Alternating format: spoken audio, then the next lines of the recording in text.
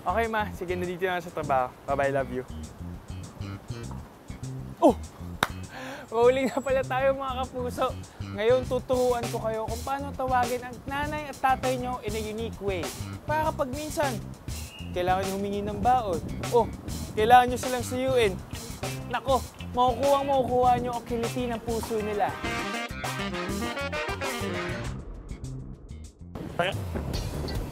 May mga alam ka bang salitang enchanta? Extasecto. Extasecto.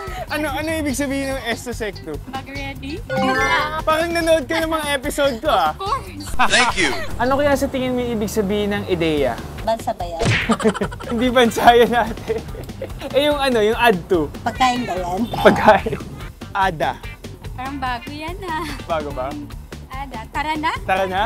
Ang ibig sabihin ng ada ay mother or nanay. Kung ada nanay, ano naman kaya ibig sabihin ng ado? Para sa akin, yung ado is tatay. Wah! Magaling ka, ate, ha? Ang ibig sabihin ng ideya ay ate. At ang add to naman ay kuya. Paano kaya natin yung gagamitin? Kung nakita, tatawagin natin si kuya na yun. Yali ka dito. Ayan.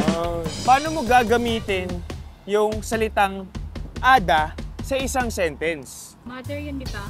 Mother. Vince, tawag ka na ni Ada. Baka galit na sa akin yun. Okay, sige, kumpletuhin na natin yung family tree. Ang Alvin naman ay pinsan.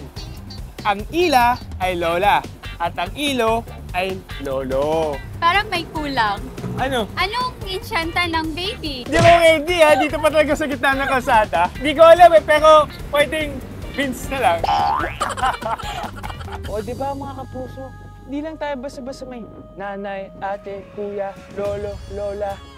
Meron na tayong enchanta powers para tawagin silang kakaiba. Magical pa. Siguradong mapapa-abisala sila sa galing nyo. Malay nyo, ilibre pa kayo ng food niyan.